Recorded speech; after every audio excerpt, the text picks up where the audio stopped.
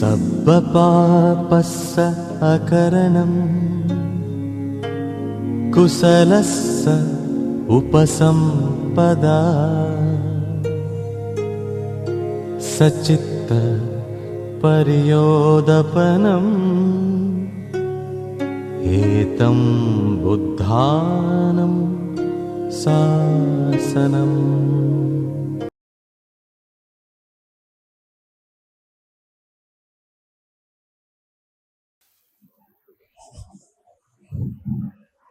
विश्ववंदनीय महाकारुणिक तथागत भगवान गौतम बुद्ध, परमपूज्य बोधिसत्व डॉक्टर बाबासाहेब आंबेडकर, बुद्ध धर्म संघ या तीन रत्नांना त्रिवार वंदन। उपस्थित असलेले सर्व श्रद्धा संपन्न उपासक उपासिका, आपल्या सर्वांसाठी मंगलमैत्री आशीर्वाद व्यक्त करतो। कालेन धम्म सवनं येतं मंगलम उत्तमम, वेळवेळेनुसार धम्म श्रवण करणे महापुण्य आहे। या गाथेचं या वर्षवास कालखंडामध्ये आपण अनुकरण करत आहोत। रोज श्रद्धायुक्त चित्ताने बुद्ध विहारामध्ये येऊन तथागतांचा सधम्म श्रवण करून महान पुण्य प्राप्त करत आहोत। तथागतांचा धम्म जीवन जगण्याची कला आहे, जीवन जगण्याचा आधार बनतो। त्या तथागतांच्या धम्माच्या बलाने माणसाला सुख सुगती आणि मुक्ती प्राप्त होते। म्हणून तथागतांचा धम्म मनुष्याच्या जीवनामध्ये अनिवार्य आहे। ज्या माणसाला दुःखातून मुक्ती पाहिजे त्याला तथागतांचा धम्माचा आधार घ्यावाच लागतो। धम्माच्या मार्गाने चालत असताना एक गोष्ट आपण नेहमी लक्षात ठेवायची की आपल्याला जे काही ज्ञान मिळत आहे ते ज्ञान विकारातून मुक्त असलं पाहिजे, विकारयुक्त नसलं पाहिजे। ज्ञान दोन प्रकारचं असतं, एक असतं विकार मुक्त, विकारयुक्त। ज्या ज्ञानाला विकार जोडलेले असतात तिथे अहंकार निर्माण होतो, वादविवाद निर्माण होतो, मे तो या सर्व काही अकुशल गोष्टी तिथे निर्माण होतात। आणि ज्या ज्ञानाला विकार नसतात त्या ज्ञानातून नम्रता जन्माला येते, मैत्री जन्माला येते, प्रेम जन्माला येतो, सेवा करण्याची वृत्ती जन्माला येते, दान करण्याची वृत्ती जन्माला येते।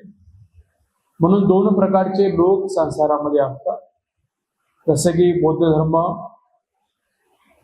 त्यांचा अभ्यास करणारा सुद्धा वर्ग अशा प्रकारे आहे। काही लोक बौद्ध धर्माचा अभ्यास करतात, बाबासाहेबांचा अभ्यास करतात, ज्ञान जमा करतात, पण त्या ज्ञानाला विकार जोडल्यामुळे अहंकारी बनतात। त्यांची धारणा बनते की जे मला माहिती आहे ते कोणालाच माहिती नाही, जे मला समजतं ते दुसऱ्याला कोणाला समजत नाही, मीच विद्वान आहे, मीच श्रेष्ठ आहे, माझ्यातच परिपूर्णता आहे। अशा प्रकारची मिथ्या दृष्टी त्या व्यक्तीमध्ये उत्पन्न होत असते। म्हणजे बुद्धाचं जरी ज्ञान असेल, बाबासाहेबांचं जरी ज्ञान त्यानं प्राप्त केलं, पण त्या ज्ञानासोबत त्याने अहंकार जर जोडला तर ते ज्ञान त्याला दुःख मुक्तीचं औषध देऊ शकत नाही। आणि असा व्यक्ती दुःखी असतो, पण त्या व्यक्तीकडे ज्ञान असतो, पण ते ज्ञान विकारांना जोडलेलं ज्ञान आहे।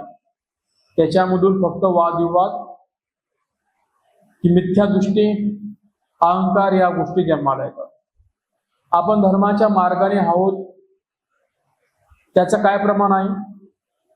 त्याचं प्रमाण हे आहे की तुमच्यामध्ये नम्रता उत्पन्न झालेली आहे का? तुमच्यामध्ये मैत्री, करुणा, मुदिता, सेवा करण्याची वृत्ती, दान देण्याचा भाव या सगळ्या कुशल कर्माच्या गोष्टी तुमच्यामध्ये उत्पन्न होऊ लागल्यात का? जर होत असतील तर समजून घ्या तुम्ही धम्माच्या मार्गाने चाललेला आहात। एक असतं रस्त्याने चालत जाणं आणि एक असतं पोहोचणं। आपण निर्वाणाला पोहोचलेलो लोक नाही आहोत। निर्वाण अवस्था प्राप्त केली का आपण? नाही, आपण अरहंत नाही आहोत, पण आपण त्या अरहंताच्या मार्गाने वाटचाल करत आहोत, निर्वाणाच्या मार्गाने वाटचाल करत आहोत। आणि तो मार्ग आपल्याला माहिती आहे, शील समाधी प्रज्ञेचा तो मध्यम मार्ग, त्या मार्गाने आपण सर्वजण प्रवास करत आहोत। आणि त्या मार्गाने चालत असताना त्या मार्गाने सुख मिळतं, सुगती मिळते, मुक्ती मिळते। म्हणून आपण सर्वजण त्या मध्यम मार्गाने चाललो, तर कुणाच्या वाटेला सुख आलं, कुणाच्या वाटेला सुगती आली तर कुणाच्या वाटेला आर्यफळाची प्राप्ती झाली. कोणी श्रोतापन्न बनलं, कोणी सपुदागामी, कोणी अनागामी, कोणी आरंत. म्हणून त्या वाटेने चालत राहायचं आहे. नेहमी नेहमी आपल्याला पुण्यधर्माला स्वतःला जोडता आलं पाहिजे, तर तो मध्यम मार्ग एक दिवस पूर्ण होईल. पण आपल्या ज्ञानाला विकार जुडता कामा नये, त्याची आपण काळजी घ्यायची. आपल्यामध्ये नेहमी नम्रता असणं पाहिजे. नम्रता असणं म्हणजे दुसऱ्यांच्या मनाला जिंकण्यासाठी माणसाला नम्रता ठेवावीच लागते. नम्रता असणं ही कमजोरी नाही आहे. शांत बसणं ही सुद्धा कमजोरी नाही आहे. कोणी आपल्यावरती राग करता, आपण त्याच्यावरती मैत्री करतो, आपण कमजोर आहोत असं ते लक्षण नाही आहे. हे महान व्यक्तींचे लक्षणं असतात. कारण ही गुणवत्ता प्राप्त करण्यासाठी त्या व्यक्तीला विकारांशी लढावं लागतं, विकारांना नष्ट करावं लागतं. तेव्हा ती मैत्री, तेव्हा ती नम्रता, तेव्हा ती सेवा करण्याची वृत्ती, या गोष्टी जन्माला येतात. या महागड्या गोष्टी आहेत, स्वस्तात त्या मिळत नाहीत. त्याच्याकरता खूप पुण्यधर्म त्याला तयार करावं लागतं. धम्माचं अध्ययन करत असताना सुखी राहण्यासाठी आपल्याकडे खूप धर्माचं ज्ञान जमा झालं तरच आपण सुखी राहू असं काही नाही आहे. तुमच्याकडे जोपर्यंत आतापर्यंत जो काही धम्म तुमच्यापर्यंत पोहोचलेला आहे, तो धम्म जरी तुम्ही तुमच्या जीवनामध्ये आचरणामध्ये आणला, जेवढं तुम्हाला कळतं दानाच्या संदर्भात, शिलाच्या, साधनेच्या, प्रज्ञेच्या, श्रद्धेच्या, जेही तुम्हाला थोडंफार कळतं त्याला तुम्ही तुमच्या जीवनामध्ये उतरवा, त्याला धारण करा. जो धारण करेल त्याला अमृत मिळेल. आणि म्हणून धारण करण्यासाठी खूप काही माहिती पाहिजे असं काही नाही आहे. हा, पण एखाद्या व्यक्तीला आपल्याला समजून सांगायचं आहे, दोन व्यक्ती आपल्याला विचारतात, त्यांच्या प्रश्नाचं समाधान करण्यासाठी, त्यांच्या शंका कुशंका दूर करण्यासाठी, धर्माचा प्रचार करण्यासाठी मग मला खूप अभ्यास करावा लागेल. एक दोन वर्ग असतो. एक आहे की तो स्वतःही सुखी आहे, तो आता कल्याण मित्र बनण्याच्या तयारीमध्ये लागला. हा तथागतांचा सद्धम्म मी जास्तीत जास्त लोकांपर्यंत पोहोचवला पाहिजे असा भाव जो व्यक्ती ठेवतो त्याला धम्माचं अध्ययन करणं खूप महत्वाचं असतं. धम्माचं पाठांतर करणं, धम्मावरती चिंतन मनन करणं आणि धम्म चांगल्या प्रकारे सांगता यावा. धम्माच्या आधाराने एखाद्या व्यक्ती शंका कुशंकामध्ये पडला असेल तर त्याची शंका कुशंका मिथ्या दृष्टी दूर व्हावी. या सगळ्या गोष्टी करण्यासाठी, स्वतःचं कल्याण आणि दुसऱ्याचं कल्याण करण्यासाठी धम्माचं अध्ययन करणं अनिवार्य आहे. पण एखादा व्यक्ती आपल्या गृहस्थ जीवनामध्येच खूप गुंतलेला आहे, त्याच्याकडे तेवढा वेळ नाही आहे, तो दुःखी आहे, त्याला पहिलं स्वतःला सुखी करायचं आहे, परिवाराला सुखी करायचं आहे, आणि तो धर्म प्रचार करण्यामध्ये तो समर्थ नाही आहे.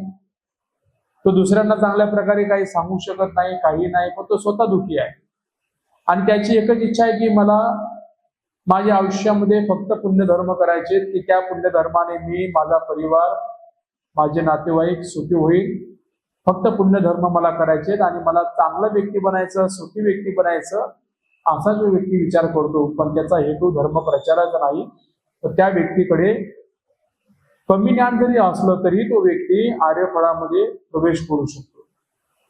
म्हणून भगवंत म्हणतात, योच्च गाता सतंग भासे अनंत पद संहिता एकम धम्म पयो संयो येन सुत्वा उपसंमती. शेकडो गाथा पठण करण्यापेक्षा एक गाथा समजून घ्या, ती आचरणामध्ये उतरवा. एक गाथा माझ्या धम्मपदामध्ये सर्वश्रेष्ठ आहे. जेव्हा व्यक्ती धम्माला धारण करतो, सुखी होतो, तेव्हा तो दुसऱ्याला त्याच्याकडे असलेले पुण्यधर्म वाटत असतो. कधी कधी व्यक्ती शब्दाच्या रूपात धम्म पोचत असतो, तर कधी कधी कर्माच्या रूपात मैत्री भावना सर्व सत्वापर्यंत पोहोचत असतो. बघा, ज्यांना चांगल्या प्रकारे बोलता येतं ते धम्माचा प्रचार करतात, त्या माध्यमातून ते धम्म तरंग लोकांपर्यंत पोहोचत असतात. पण ज्या लोकांना धर्म चांगल्या प्रकारे सांगता येत नाही, तर ते साधनेमधून त्यांच्याकडे जे काही पुण्यधर्म असतात ते पुण्यधर्म मैत्रीच्या रूपामध्ये सर्व सत्वांसाठी ते वाटत असतात. आणि आपल्या क्षमतेनुसार जे आपल्याला करता येईल ती गोष्ट आपण केली, की ती गोष्ट त्यागामध्ये, ती गोष्ट दानामध्ये, ती गोष्ट पुण्यधर्मामध्ये लागू होत असते. आणि म्हणून आपल्याकडे जे काही आहे त्याच्यामध्ये आपण समाधानी राहावं आणि त्याला जास्तीत जास्त आचरण करण्याचा प्रयत्न करावा. माझं शील परिपूर्ण आहे का? जर नसेल तर पूर्ण करण्याचा प्रयत्न करा. 7 दिवस नाही, हप्त्यातून 1 दिवस तरी मी शिलाचं परिपूर्ण पालन करण्याचा प्रयत्न करेन. जेवढं शिलाचं उल्लंघन कमी होईल तेवढा प्रयत्न करा. आपले दोष ओळखून घ्या की आपल्यामध्ये कोणते दोष आहे. आपल्यामध्ये रागाचा द्वेष आहे का, मोहाचा द्वेष आहे, किंवा आसक्तीचा द्वेष आहे का, वासनेचा द्वेष आहे, क्लेश आहे, काय आहे आपल्या मनामध्ये. जे असेल त्याला स्वीकारा. त्याच्याबद्दल घृणा करू नका की गड्या माझ्या मनात असे विचार काय येतात, वाईट विचार काय येतात, मी असाच का विचार करतो. ते मन आहे, मनाचं कामच ते आहे. मन ते काम नाही करणार तर कोणतं काम करणार. डोळ्यात विचार येतो का, कानात विचार येतो का, नाकात विचार येतो का, जिभेत विचार येतो का, नाहीये. विचार करण्याचं काम यांचं नाहीये. डोळ्याचं काम काय आहे, बघायचं काम आहे. कानाचं काम काय, ऐकण्याचं काम आहे. नाकाचं काम काय, गंध घेण्याचं काम आहे. जिभेचं काम चव चाकण्याचं काम आहे. तसं मनाचं पण एक काम आहे आणि मन त्याचं काम करत आहे. मग मनामध्ये चांगले विचार आले तरी हरून जायचं नाही, आणि वाईट विचार आले तर असंच का आले विचार, तसेच का आले विचार, त्याच्यामध्ये सुद्धा पडायचं नाही. एवढंच जाणायचं की मन आहे ते एक काम करणार, आणि मनाचं एकच काम आहे विचार करणे. आणि विचार चांगला पण असू शकतो, वाईट पण असू शकतो. पण आपल्या स्वभावामध्ये जर काही दुर्गुण असतील, रागा द्वेषाला मोहाला पकडून आणि त्याच्यापासून स्वतःचं नुकसान किंवा दुसऱ्याचंही नुकसान होत असेल, असे काय आपला स्वभाव असेल तो आपण बदलला पाहिजे. तर आपण अगोदर एवढी प्रॅक्टिस करावी, कमीत कमी माझा जो स्वभाव आहे तो माझ्या पुरताच मर्यादित राहावा, माझ्यापासून दुसऱ्याला त्रास होणार नाही एवढी तरी मी काळजी करेन. आणि जेव्हा माझे दुर्गुण माझ्यापाशी राहतील तर त्या दुर्गुणाला कसं नष्ट करावं त्याच्याकरता मी अजून शिलाचं पालन करण्याचा प्रयत्न करेन. म्हणजे जेवढे आपण दोष आपल्या डोळ्यांनी बघू, आपल्या प्रज्ञेने आपण जाणू, तेवढं आपल्या मनाला आपण हलकं करू शकतो. तसे एखाद्या डब्यामध्ये एखादा पदार्थ असतो ना ठेवलेला, आणि तो पदार्थ खूप महिने झाले, तो पदार्थ कोणी खाल्लाच नाही, कोणी ग्रहणच केला नाही, आता तो पदार्थ सडलाय. त्या डब्यामध्ये कशी आहे, दुर्गंधी आहे ना, पण ती दुर्गंधी जाणवते का, नाही जाणवत. का जाणवत नाही, कारण तो डब्बा पूर्णपणे घट्ट पॅक केलेला.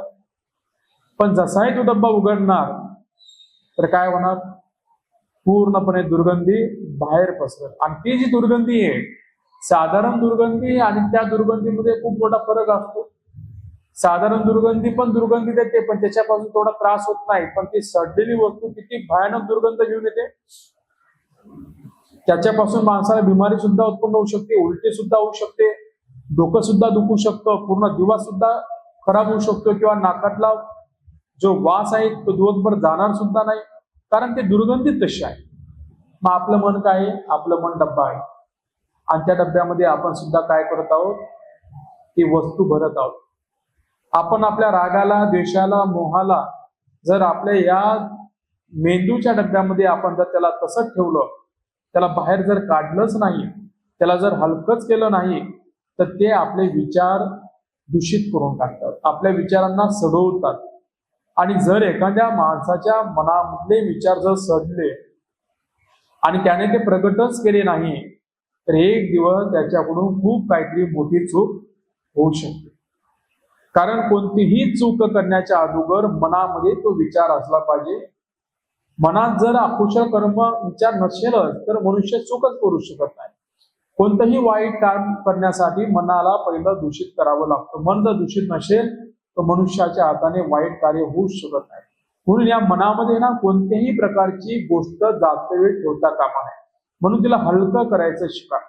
आणि हलकं केव्हा होते, तो दोष जर आपण स्वीकारला, त्याचा अभ्यास करायला सुरुवात केली, तर मग ते जे काही निगेटिव्ह गोष्टी आपण आपल्या या मनाच्या डब्यात ठेवलेल्या आहेत त्या हळूहळू बाहेर निघायला सुरुवात होतात. किंवा जर आपण म्हटलं की मी तसं नाहीच आहे, माझ्यात ते दोषच नाही आहेत आणि मी बरोबरच आहे, आणि त्या अहंकारामध्ये जर आपण जगलो तर आपल्या मनामधला राग, द्वेष, मोह या आपल्या पूर्ण चांगल्या सद्गुणांच्या विचारांना ते नष्ट करतात. आणि त्याने माणसाच्या मनात निगेटिव्ह एनर्जी वाढते. आणि जर त्याच्याकडून एखादी वाईट गोष्ट घडली तर ती वाईट गोष्ट पूर्ण आयुष्याला बर्बाद करू शकते. म्हणून मन हलकं करता आलं पाहिजे. आणि ज्याला मनाला हलकं करता आलं तो व्यक्ती निरोगी राहू शकतो. मनाला हलकं करण्याचे 2 पद्धती आहेत. एक, मनात जे काही असेल ते आपलं कोणी कल्याण मित्र, जवळचा व्यक्ती असेल त्याच्याशी गप्पा मारायच्या, मनाला हलकं करायचं. किंवा तुम्ही आनापानसती करून आपल्या रागाला, द्वेषाला, मोहाला नियंत्रण करू शकता. अशा वेगवेगळ्या पद्धतीचा प्रयोग करून कसंही करून त्या मनाला हलकं ठेवायचं, त्याला जड कधी होऊ द्यायचं नाही. तेवढी आपण काळजी घ्यायची. म्हणून नेहमी नेहमी आपण धम्मश्रवण करतो. या धम्मश्रवण करण्याचा उद्देश काय असला पाहिजे? भरपूर वेळेला काही लोकांना वाटेल की फक्त धम्म ऐकण्यापुरताच असतो की काय. धम्म ऐकण्यापुरता नाही. आपण असं आयुष्यभर जरी धम्म ऐकत बसलो तरी धम्माचा लाभ होईल असं नाही. धम्म ऐकण्यापेक्षा ग्रहण करणाऱ्या व्यक्तींना जास्त लाभ होतो. ऐकणं हे पहिले पायरी आहे आणि आचरण करणं ही दुसरी पायरी आहे. जसं की भोजनाचं ताट आपल्या पुढे ठेवलेलं आहे आणि आपण त्याला किती जरी बघत बसलो, 1 तास 2 तास 3 तास 4 तास, 1 दिवस 2 दिवस 1 हप्ता, तर आपले काय भूक मिटणार आहे का? आपण तर म्हणणार की भूक तर लागलेली आहे, मी ताटाकडे ते बघतच आहे, पण भूक मिटत का नाही? आता मिटन भूक 1 तास झाला, आता मिटन भूक 2 तास झाला. एखादी व्यक्ती आली आणि विचारते की काय करते? काही नाही, ताटाकडे बघते, पंचपक्वान्न वाढलेले आहेत आणि विचार करते अजूनही भूक कशी मिटत नाही, अजूनही भूक कशी मिटत नाही. तो व्यक्ती काय म्हणेल, अरे विचार केल्याने थोडी भूक मिटणार आहे, तुला काय करावं लागेल, ते अन्न ग्रहण करावं लागेल ना. तू अन्न जर ग्रहण केलं तर तुझी भूक मिटेल. तर तसं धम्म आहे. बोधिसत्वाच्या पुण्याने धम्म आपल्या पात्रामध्ये पडलेला आहे आणि त्या धम्माला फक्त ऐकण्यापुरतं आणि बघण्यापुरतं आपल्याला ठेवायचं नाही. आणि काही लोकांची अवस्था तशीच झाली, त्यांनी ऐकण्यापुरता आणि बघण्यापुरता धम्म ठेवला. त्याच्यामुळे काय आलं की तो धम्म त्यांच्याकडे आहे पण तो धम्म त्यांना लाभ करून देत नाही. पंचपक्वान्न तर पुढे ठेवलेला आहे पण ते पंचपक्वान्न त्याची भूक मिटू शकत नाही. का? कारण त्याला ते ग्रहण करण्यासाठी स्वतःचा हात पुढे करावा लागतो, स्वतःच्या हाताने त्याला ते खावं लागेल. आणि जेव्हा त्याने स्वतःच्या हाताने तो जर घास मुखामध्ये टाकला तेव्हा तो पुढची प्रक्रिया सुरू होईल आणि भूक नावाची गोष्ट मिटून जाईल. तशा प्रकारे धम्माला जर आपण नुसतं बघत राहिलो आणि ऐकत राहिलो आणि त्याच्यामध्ये आपले 50 वर्ष 80 वर्ष सगळं आयुष्य जरी गेलं तर काही वेळेचं समाधान मिळेल पण आर्य फळ प्राप्त होणार नाही, मोक्ष प्राप्त होणार नाही, निर्वाण प्राप्त होणार नाही. कारण ते प्राप्त करण्यासाठी माणसाला आचरणामध्ये त्या गोष्टी आणाव्याच लागतात. दुसरा पर्याय नाही आहे. भगवान बुद्ध एका ठिकाणी वर्षवास करत असतात आणि ते वर्षवास करत असताना तिथे एक उपासक भगवान बुद्धांचं प्रवचन कंटिन्यू ऐकत असतो. तो दुसऱ्या नगरामधून, त्याचं घर लांब असतं, त्या दुसऱ्या नगरामधून येतो. तिथे रोज बुद्धविहारामध्ये जिथे बुद्ध असतात बुद्धांपुढे बसतो आणि रोज प्रवचन ऐकतो, रोज प्रवचन. असे 3 महिन्याचा कालावधी निघून जातो. 3 महिन्याचा कालावधी निघून गेल्यानंतर मग शेवटच्या दिवशी लोक एकमेकांमध्ये चर्चा करू लागतात, मला असा लाभ झाला, मला तसा लाभ झाला. भगवान बुद्ध सुद्धा उपासकांची स्तुती करू लागतात की हा उपासक शेतापन्न झाला, हा उपासक अनागामी झाला, या उपासकाला सकुदागामी अवस्था प्राप्त झाली. अनेक लोकांना भगवान बुद्धाचा धर्माचा लाभ झाला. पण हा विचार करू लागला की माझा शेजारचा म्हणतो मला लाभ झाला, हा म्हणतो मला लाभ झाला, तो म्हणतो मला लाभ झाला. भगवंत सुद्धा काही जणांची स्तुती करतायत पण मला तर काहीच लाभ झाला नाही. आणि मी बघतो तर काय, हे जे आजूबाजूला बसणारे लोक आहेत हे तर रोज येत नव्हते, तरी सुद्धा यांना लाभ झाला आणि मी तर रोज येत होतो. मी 3 महिने आलो, बाकीचे लोक जरी अधूनमधून फाडा मारत होते तरी सुद्धा त्यांना लाभ झाला आणि मला लाभच झाला नाही. मी तर 3 महिने कंटिन्यू आलो, मला तर सर्वात जास्त लाभ व्हायला पाहिजे होता पण मला का लाभ झाला नाही. आणि मग तो उदास झाला.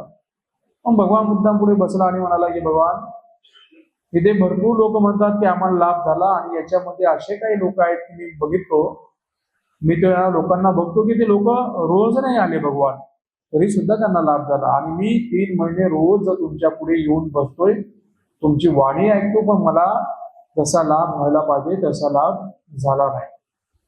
मग बुद्ध म्हणतात तू कुठून आलास? म्हणतो भगवान आमचं गाव आहे, त्या गावामधून मी इथे आलेलो आहे. माझं गाव इथून 10-12 किलोमीटर लांब माझं गाव असेल. तर भगवंत म्हणतात ठीक आहे, मी तुला एक प्रश्न विचारतो. जर एखादा व्यक्ती, प्रवासी व्यक्ती जर तुला भेटला आणि त्याने विचारलं की आमचं गाव तुला माहिती आहे का, त्या गावाला कसं जायचं तो रस्ता तुला माहिती आहे का, तर तू त्याला काय सांगशील? भगवान मी त्याला सांगेल की त्या गावाला पोहोचण्यासाठी ही पूर्व दिशा आहे, त्या दिशेने तू चालत चालत जा, पुढे तुला एक नदी लागेल, ती नदी ओलांडल्यानंतर डोंगराच्या पलीकडच्या भागामध्ये ते गाव बसलेलं आहे. तू त्या गावाला पोहोचून जाशील. भगवंत म्हणतात आता तो व्यक्ती ते ऐकल्यानंतर तुझ्या बाजूला बसला आणि म्हणू लागला की मी त्या गावाला पोहोचलो पाहिजे, मी त्या गावाला पोहोचलो पाहिजे, मी त्या गावाला पोहोचलो पाहिजे. तर मग तो पोहोचन का? नाही भगवान, कसं काय पोहोचणार? बुद्ध म्हणतात का पोहोचणार नाही? तू तर त्याला रस्ता तर सांगितला. तर मग तो भगवान माझी काय त्याच्यात चूक आहे? मी तर रस्ता त्याला सांगितला पण तो त्या रस्त्याने चालतच नाही. तो तिथे बसला आणि म्हणतो मी त्या गावाला पोहोचलो पाहिजे, मी त्या गावाला पोहोचलो पाहिजे, तो रस्ता मला माहिती आहे, मी त्या गावाला पोहोचलो पाहिजे, तो रस्ता मला माहिती आहे, मी त्या गावाला पोहोचलो पाहिजे. भगवान असं म्हटलं थोडी एखादा व्यक्ती त्या गावाला पोहोचू शकतो. भगवान याच्यामध्ये माझी काही चूक नाही. बुद्ध म्हणतात बाबा तुझं जसं मत आहे तसं माझंही मत आहे, तशी तुझी चूक नाहीये तशी माझी पण काही चूक नाहीये. तसा तो प्रवासी तुझ्याकडे आला, त्याने तुला रस्ता विचारला, तू सांगितला आणि त्या रस्त्याने त्याने वाटचाल केलीच नाही, तो तुझ्या बाजूलाच बसला आणि असं म्हणून बसला की मला रस्ता माहिती आहे, मी तिथे पोहोचत का नाही. तशाच प्रकारे तू सुद्धा एक प्रवासी आहे आणि तू सुद्धा मला एक रस्ता विचारला. तू पण रस्ता विचारतो की भगवान दुःख मुक्तीचा मार्ग कोणता आहे? मी तुला सांगितलं की या मार्गाने जा. तो मध्यम मार्ग आहे, शील समाधी प्रज्ञेच्या रस्त्याने चाल, तुझे पोच. तू शील समाधी प्रज्ञेचा मार्ग मी तुला दाखविला, तू 3 महिने ऐकला पण त्या मार्गाने तू चाललाच नाही आणि बसल्या बसल्या तू म्हणतो की मला मोक्ष मिळाला पाहिजे, मला मोक्ष मिळाला पाहिजे, मला मोक्ष मिळाला पाहिजे, म्हणजे मला निर्वाण मिळालं पाहिजे, निर्वाण मिळालं पाहिजे. असं तू किती जरी म्हटला की मला निर्वाण मिळालं पाहिजे, तर कसं काय मिळणार आहे तुला? तुला त्या रस्त्याने चालावं तर लागेल ना. तर चाललाच नाही तर मिळणार कसं? म्हणून तूच सांग माझी चूक आहे का तुझी चूक आहे? मग तो म्हणतो भगवान बरोबर आहे, तुम्ही मार्ग दाखविला पण जसं तो प्रवासी म्हणतोय की मला रस्ता माहित आहे, मी पोचत कसा नाही, मला रस्ता माहित आहे, मी अजून पोचलो कसा नाही, तशीच माझी पण गत आहे. मी पण 3 महिने तुमचं सगळं ज्ञान भगवान घेतलं पण मला धर्म माहिती आहे, मी अजून निर्वाण अवस्थेला पोहोचलोच का नाही. मला धर्म माहिती आहे, मी अजून निर्वाण अवस्थेला पोहोचलोच का नाही. मी पण असा विचार करत बसलो की धर्म ऐकल्यानंतरच व्यक्ती निर्वाण अवस्थेला पोहोचतो, पण भगवान मी पण विसरून गेलो की त्या रस्त्याने चालावं सुद्धा लागतो. तर कधी कधी आपल्या बाबतीमध्ये पण असंच होतं. ऐकणं, श्रवण करणं आणि चालणं या 3 गोष्टी लागू केल्याशिवाय धर्म अमृत मिळत नाही. आपण ऐकण्याची तयारीत होतो, श्रवण करण्याची तयारीत होतो, पण आचरण करण्याच्या तयारीमध्ये कुठेतरी कमी पडतो. म्हणून धर्माचा जेवढा लाभ पाहिजे तेवढा होत नाही. तो दोष धर्माचा नाही आहे. तो दोष कोणाचा आहे? तो आपल्या वैयक्तिक कर्माचा दोष आहे. धम्म तर अमृत आहे, त्या अमृताचा आधार तर बोधिसत्वाने घेतला ते बुद्ध झाले. हे अमृत आहे. अमृत कोणीही ग्रहण केलं, धम्म अमृत, दुःखातून 100% दुःखातून मुक्त होईल. पण त्याला धारण करणाऱ्या लोकांची संख्या संसारामध्ये कमी आहे आणि धारण करण्यासाठी माणसाला खूप काही गोष्टी त्यागावे लागतात, काही गोष्टी पकडावे लागतात, काही गोष्टी सोडावे लागतात आणि धर्माचा अभ्यास रोज करावा लागतो. आणि रोज धर्माचा अभ्यास करणाऱ्या लोकांची संख्या कमी आहे. म्हणून भगवान बुद्धांचा धम्म जो आहे तो बुद्धिमान लोकांचा धम्म आहे. ज्याच्याकडे बुद्धी आहे आणि ज्याची तयारी आहे की मला दुःखातून मुक्त व्हायचं, त्याच्याकरता भगवान बुद्धाचा धम्म आहे. भगवान बुद्धाच्या धम्मामध्ये कधीही दोष उत्पन्न होत नाही. आजही बघा काही लोक म्हणतात की आम्ही 10 वर्षापासून धर्माच्या संपर्कात आहे, कोणी म्हणतं 20 वर्षापासून, कोणी 30 वर्षापासून, तरी आमच्या समस्या का सुटल्या नाही. बाकीचे लोक तरी सुखी दिसतात, मग आपण एवढं बुद्धाला मानतो तरी पण भगवंताचे प्रवचन ऐकतो, एवढं संपर्कात राहतो, तरी पण आपलं दुःख का नष्ट होत नाही, तरी पण आपले दिवस का बदलले नाहीत. याचा अर्थ असा थोडी आहे की धम्मामध्ये काय दोष आहे. धम्मामध्ये नाही दोष. कोणामध्ये दोष आहे? आपल्यामध्ये दोष आहे. कारण आपलं गणित कुठेतरी बिघडलेलं आहे. आणि आपलं गणित कोणतं बिघडलेलं आहे? धारण करेस धम्म. तिथं आपलं गणित बिघडलं. धारण करण्याच्या बाबतीमध्ये आपण कमी पडलो. म्हणून जर तुम्ही तुमच्याकडे असलेलं ज्ञान, त्या ज्ञानाला जर विकार नाही जोडले, विकारातून मुक्त केलं आणि त्या ज्ञानाला जर आचरणामध्ये आणलं तरच ते ज्ञान अमृतचं काम करेल. अन्यथा ज्ञान माणसाकडे असेल पण ज्ञानाच्या भरोशावर मनुष्य दुःखातून मुक्त होऊ शकत नाही. ज्ञान देवदत्ताकडे सुद्धा होतं, ज्ञान तेच बुद्धांचं होतं. बुद्ध पण 4 आडे सत्य सांगायचे, देवदत्त पण 4 आडे सत्य सांगू शकत होता. एकच वाक्य 2 लोक बोलले पण एक वाक्याचा अर्थ जेव्हा बुद्धांनी सांगितला तेव्हा लोक दुःखातून मुक्त झाले आणि देवदत्त दुर्गतीला गेला. त्याच्याकडे अकुशल कर्म होते, मिथ्या दृष्टीमध्ये पडला होता. ज्ञान तर ज्ञान होतं, पण ज्ञानाला विकार जोडल्यामुळे ते ज्ञान देवदत्ताला वाचू शकलं नाही. आणि ज्ञानाला विकार नसल्यामुळे त्या ज्ञानाच्या आधारावरती बोधिसत्व बुद्ध झाले. सत्ता देव मनुष्यान बुद्ध भगवाते, सर्व देवता मनुष्य सर्वांचे शास्त्र करते. आणि तो धम्म आपल्याकडे आहे. मग आपल्या मनामध्ये जर आपण प्रश्न विचारला की मला धम्माचा लाभ झाला का, तर कसं तपासायचं? तुमच्यात नम्रता आली का, तुमच्यात प्रेम वाढलं का, तुमच्यात मैत्री वाढली का, सेवा करण्याची वृत्ती वाढली का, या सांसारिक जे काही लोक भानगडी असतात, ज्याला लोकधर्म म्हणतात, त्याच्यामधून तुमचं मन गळालं का? अजूनही तुम्हाला निंदा करण्यामध्ये, अजूनही तुम्हाला चुगल्या करण्यामध्ये, अजूनही तुम्हाला व्यर्थ बडबड करण्यामध्ये, अजूनही तुम्हाला लोकांच्या लाईफमध्ये काय चाललं त्याच्यामध्ये अजूनही तुम्हाला इंटरेस्ट आहे का? या सगळ्या गोष्टी तुमच्या मनातून जर वगळून गेल्या असतील, त्या गोष्टी तुम्हाला तुच्छ वाटत असतील, संसाराबद्दल तुम्हाला घृणा निर्माण होत असतील. घृणा म्हणजे कोणती घृणा? दुष्कर्माची घृणा, ज्या वाईट गोष्टी आहेत त्याची घृणा. संसाराची घृणा म्हणजे वाईट गोष्टींची घृणा. जर वाटत असेल तुम्हाला, तर समजून घ्या की तुम्ही धर्माच्या मार्गाने व्यवस्थित चाललेला आहात. तेच तुमचं काय प्रमाण आहे. अन्यथा लोक खूप ज्ञानी आहेत, पण त्यांचं ज्ञान कोणाच्याही कामाचं नाही आहे. असे कितीतरी लोक आहेत समाजामध्ये, शिक्षण बाबासाहेबांच्या आशीर्वादाने पुण्याने चांगल्या पदावरती पण गेले, पण त्याला ज्ञानाला विकार जोडल्यामुळे तो व्यक्ती कोणाच्या कामाचा नाही. त्या व्यक्तीची धारणा आहे मी भला, माझा परिवार भला, त्याला समाजाचं काय घेणं देणं आहे. आणि जो व्यक्ती समाजाच्या कामाचा नाही, जो व्यक्ती स्वतःपुरता विचार करतो, त्या व्यक्तीचं ज्ञान फक्त व्यवसाय करण्यासाठी असतं, संसारामध्ये धन प्राप्त करण्यासाठी असतं, मान प्राप्त करण्यासाठी असतं. पण लोकांना सुखी ठेवण्यासाठी, स्वतःला सुखी ठेवण्यासाठी ते ज्ञानाचा काही उपयोग होत नाही. म्हणून बाबासाहेब सुद्धा म्हणतात की ते ज्ञान काहीच कामाचं नाही, की जे ज्ञान माणसाचं स्वतःचं आणि दुसऱ्याचं भलं करू शकत नाही. म्हणून फक्त ज्ञान वाढवणेच हाच एकमेव उद्देश माणसाचा नाही, तर त्या ज्ञानापासून स्वतःला काय लाभ होईल आणि दुसऱ्याला काय लाभ होईल ती सुद्धा माणसाने काळजी घेतली पाहिजे. आणि भगवान बुद्ध सुद्धा सांगतात की भिक्षूंनो, धम्म धारण करा, जेवढाही आपल्याला समजत असेल तरी. भगवान बुद्धांच्या काळात असे किती भिक्षू होते की जे त्रिपिटकचार्य होते. भगवान बुद्धांनी सर्वांची स्तुती नाही केली. काही भिक्षूंची खूप स्तुती केली, काही भिक्षूंची स्तुती नाही केली.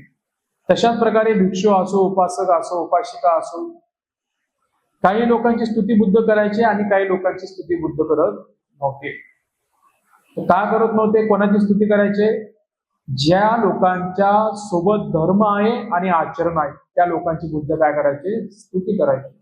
पण ज्या लोकांकडे धर्म आहे पण आचरण नाहीये त्या लोकांची बुद्ध कधी स्तुती करत नाही. भगवान बुद्धांचेच एक शिष्य होते. भगवान बुद्ध श्रावस्तीला असताना कोटील नावाचे एक शिष्य भगवान बुद्धांचे भगवंताच्या सोबतच राहायचे, जेतवनामध्येच राहायचे. पण ते त्रिपिटकचार्य होते, थेर होते, म्हणजे थेरो होते, ते वरिष्ठ भिक्षू होते. पण त्यांच्यामध्ये एक अहंकार जुळला होता.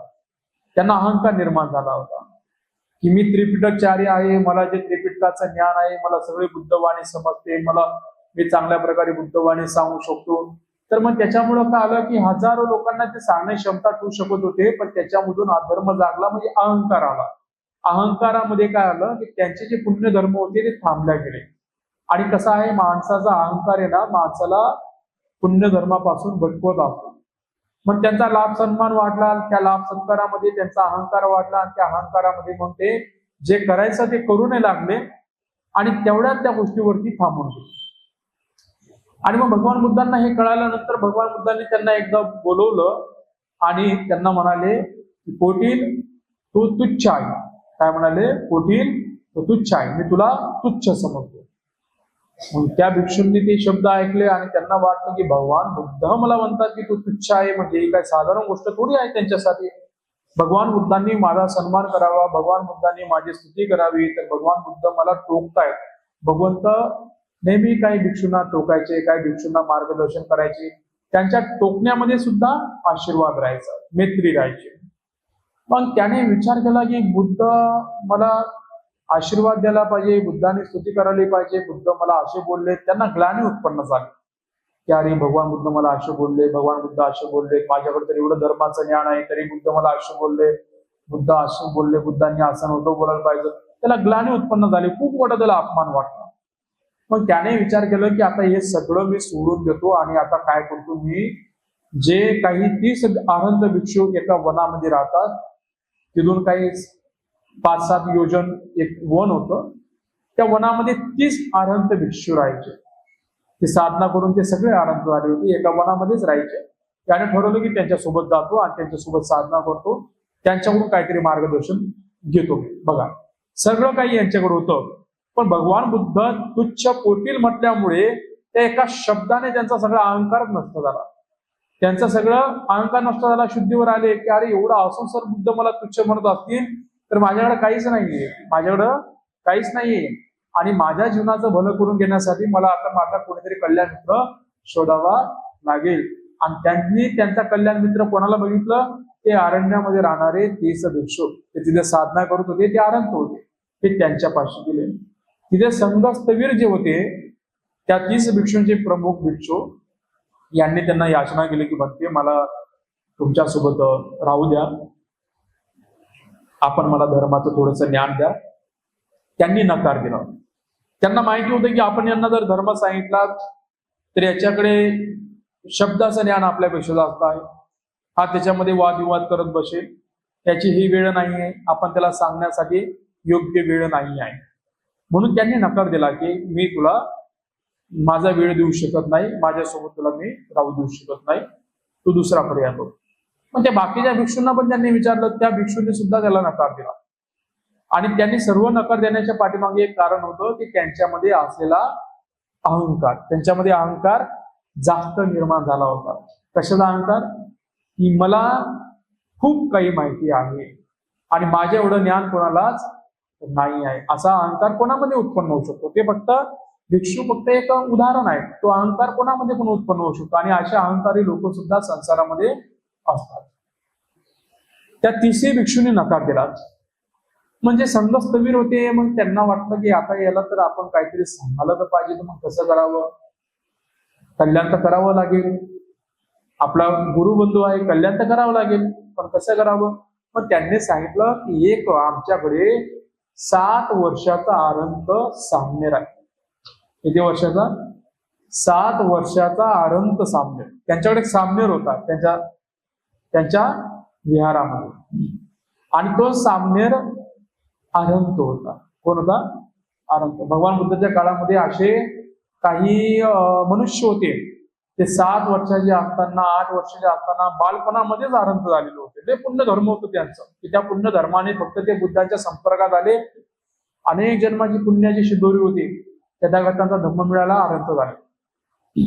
पण ते साम्यर होते, हे होते स्थवीर आणि ते होते साम्य. मग यांनी सांगितलं की तू एक काम कर, विहारामध्ये साम्यर आहेत, ते अरहंत आहेत, त्यांच्याकडे जा आणि त्यांना विनंती कर की मला काहीतरी धर्माचं असं सांगा की त्या मार्गाने गेल्यानंतर मी सुद्धा आर्यफळामध्ये प्रवेश करेन, दुःखातून मुक्त. मग ते श्रामणेकडे जातात. मग श्रामणेकडे गेल्यानंतर त्या श्रामणेर पुढे जेव्हा ते उभे राहतात आणि त्यांना विचारतात की बनते, तुम्ही ज्याप्रमाणे अरहंत आला तशा प्रकारे मला सुद्धा तुमच्यावर 2 गोष्टी सांगा. तर त्यांना त्याच्यामध्ये खूप मोठा अपमान वाटू लागतो, सगळा अहंकार त्यांचा काय होतो, जागृत होतो. आणि मग त्यांना विचार पडतो की एवढा मोठा मी स्थवीर आहे आणि माझ्या पुढे एक 7 वर्षाचा साम्यर आहे आणि त्या साम्यराला विचारणंच माझ्यासाठी अवघड आहे. अहंकार मदत आला, कसं काय विचारावं, आणि विचारून काय विचारावं, सगळं तर माहितीच आहे, काय विचारणार आहे. की अरहंत होण्यासाठी काय करावं माहितीच आहे ना, शील समाधी प्रज्ञा ते काय माहित नाही का, 4 आर्य सत्य काय माहित नाही का, आर्य अष्टांग मार्ग काय माहित नाही का, सगळंच माहिती आहे, पूर्ण त्रिपिटक पाठ आहे, त्रिपिटकचार्य होते ते. मग एवढा मोठा विद्वान व्यक्ती, जो व्यवहारिक विद्वान आहे, त्याला प्रश्न पडला आता या साम्यरला विचारणं म्हणजे किती मोठा अपमान आहे. पण त्यांचा अहंकार त्यांनी बाजूला ठेवला, त्यांचा अहंकार त्यांनी नष्ट केला आणि विचारलंच की बनते मला तुम्ही काहीतरी सांगा धर्मामध्ये प्रगती करण्यासाठी. तुम्ही जे म्हणसाल मी ते करायला तयार आहे. तुम्ही जर म्हणसाल आगीमध्ये उडी मार, तर मी आगीमध्ये पण उडी मारायला तयार आहे. तुमचा प्रत्येक आदेश मी पालन करेल.